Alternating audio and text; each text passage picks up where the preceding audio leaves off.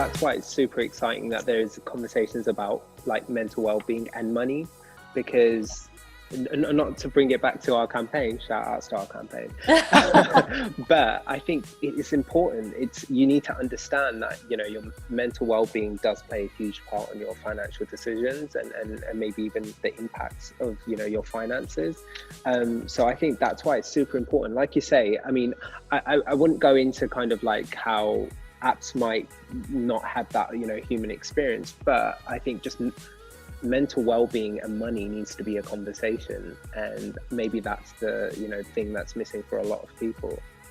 Yeah. And I think also like the different facets to that conversation, because I think that the obvious kind of example people think of is, you know, if you're struggling with money, then it impacts your mental health and that cycle, which is obviously a huge issue. But there is also a broader interlinking of those two issues, and the fact that like you can become too obsessive about managing your money, and you can also go too far in restricting and budgeting. Like budgeting like can be really helpful, it can also be really harmful if you take it to the extreme and you're not leaving yourself enough space to actually live, and how that can then also have a knock-on your mental health.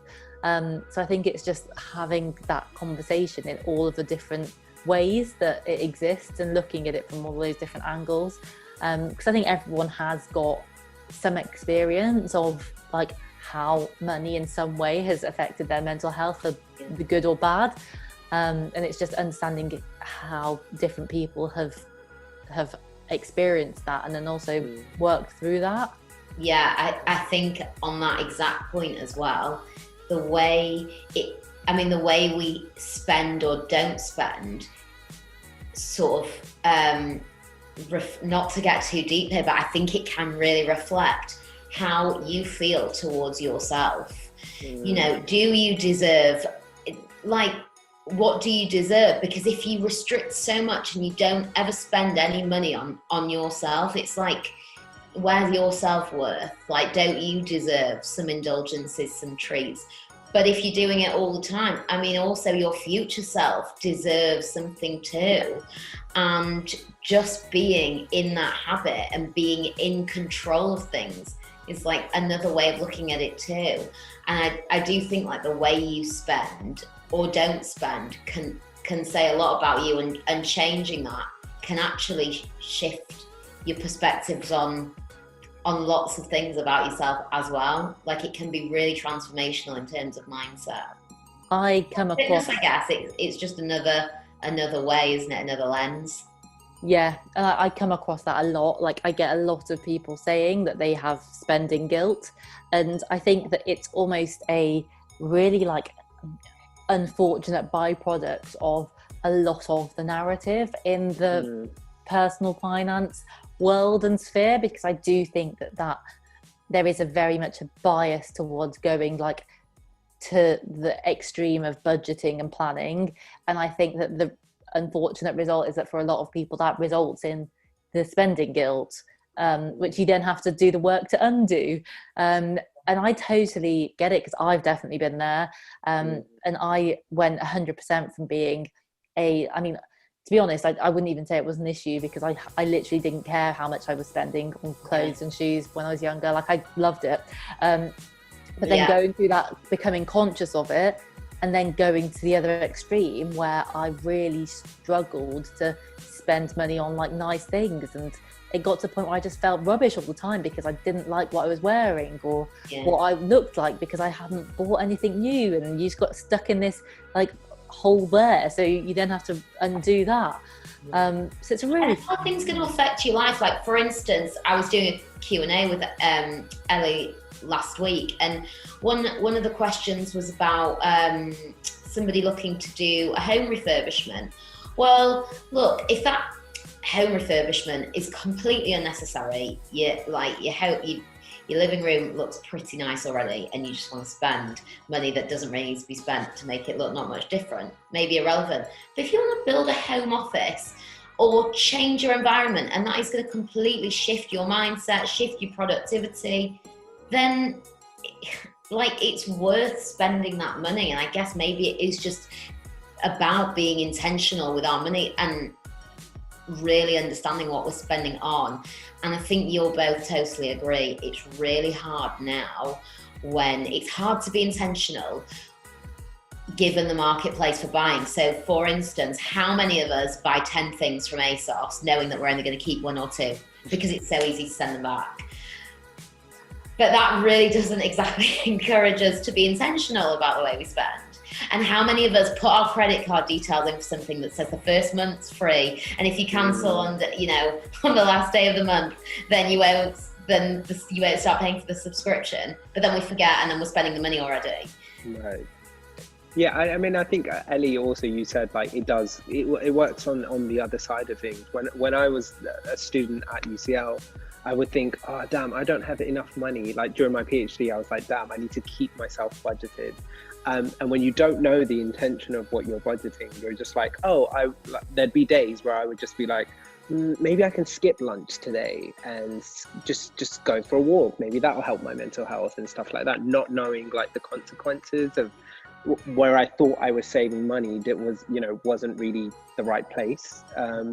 To the point where I had lost like literally so much weight that my friends and family were like super concerned for me because they didn't know what was going on. And it only took me a while to realize towards the end of my experience during my PhD was actually I was just doing that because I was super stressed, and I thought saving money by not eating, which please guys, if you're watching, don't do, was just me thinking, like, not completely understanding finances and the way it works. I was like, oh, I'll just skip lunch. It makes sense, I'll save money there. To the point where my mental well-being wasn't, in the right place. That's why I would always stress that this conversation about finances and mental health is super important, because there's two things there. You don't understand mental health properly, and you also don't understand finances. And when you're just doing things because you think it's right, it could be, really scary and really dangerous. So yeah, I think it's a super important conversation. Sorry, I felt like I just shared like some deep. No. Thank you so much. Look, I've been in a very similar situation. I can recall very clearly in my first semester at uni, we'd got student loans, which it was the most money I'd ever had in my bank account. And of course, when you first start uni, all you're concerned about is making friends and having fun. Like, that is it. So obviously I went out, 5 out of 7 nights a week and spent all my money on, booze and McDonald's. And by towards the end of the semester, I had £200 left, and I needed to make that last me, I think, 6 weeks. So I was like, this is going to be interesting. And I recall feeling like, that was my first real experience of like proper budgeting. And I was like, wow, that is when people start to think about it, like when it gets real for you.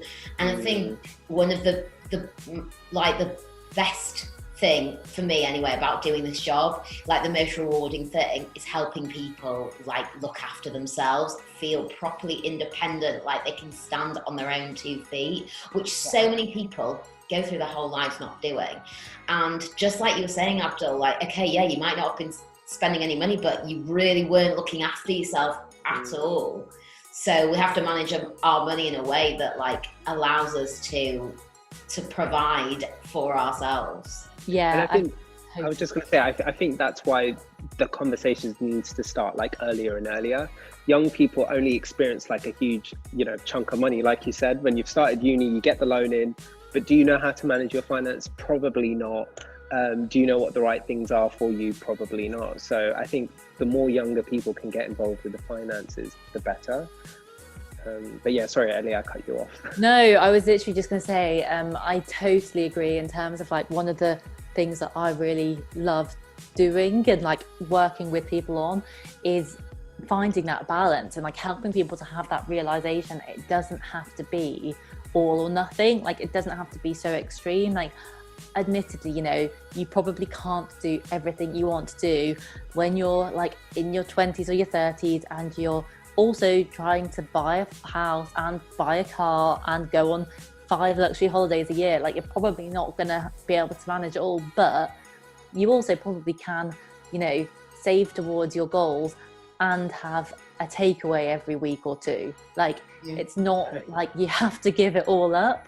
And it's sometimes I just think that we get so sucked into this world of like black and white that when you have those conversations with people and like help them to like have this kind of light bulb moment that, oh, okay, maybe actually it doesn't have to be like so dramatic or extreme, then it's really like it's really rewarding to see people like feel like, okay, actually I can do this, like I can do it, you know, and do it in a way that works for me and my lifestyle. Yeah, I mean, like I know from my dissertation at uni was actually about happiness, and since what do you study? Politics, philosophy, and economics. I was so miserable that from that I decided to study happiness. No, but it was all about kind of society and how to be happy in our societies now.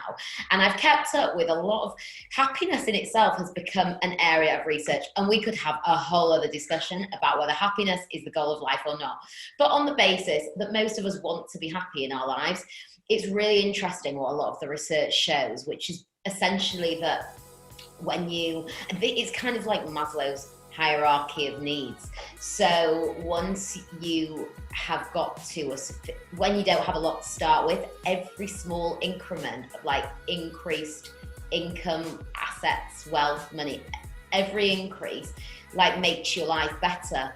But there is a ceiling, there is a threshold after which more money just doesn't make you happier.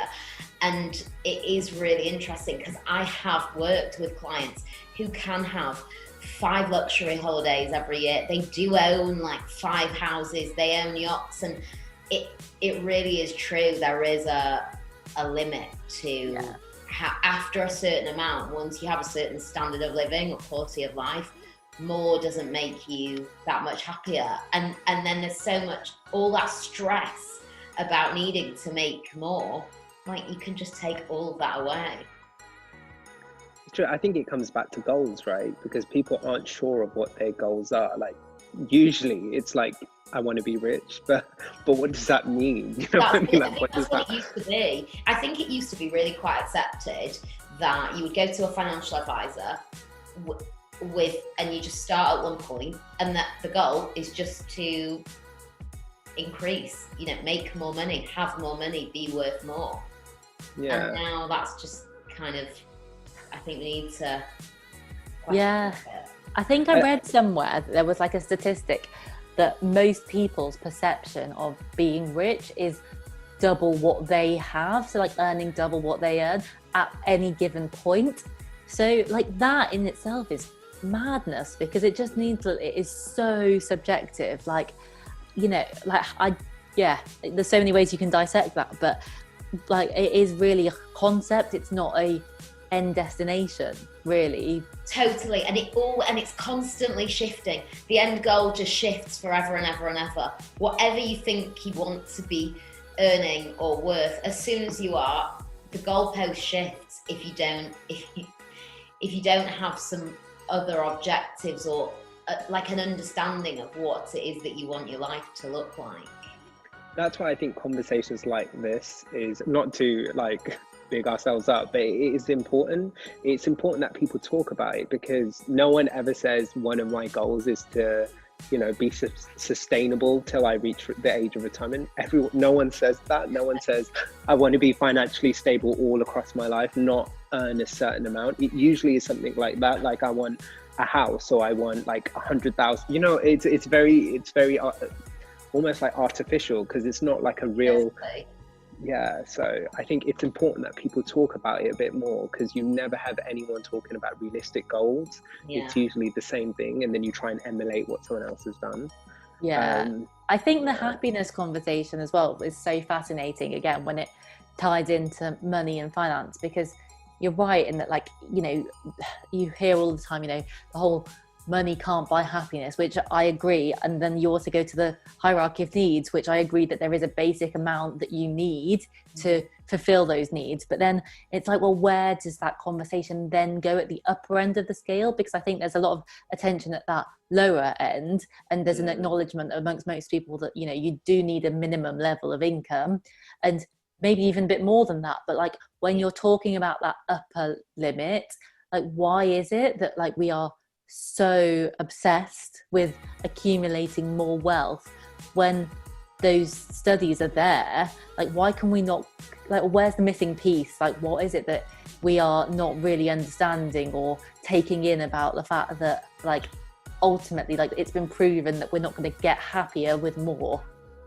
But yeah, you're right, and we all do obsess and fixate over numbers, and we all think, oh, I'm not earning enough for compared to my peers, or my house is, you know, less expensive, and I should be in a bigger house, or I should be in a house, or whatever. And I do wonder why, and I've really tried to dig into this a lot with not only clients, but also just peers, friends, and like talking about things like salaries. And I know for me as well, when I was in a job, there's sort of like these numbers that are associated with us, we attach meaning to them. And it's like, why?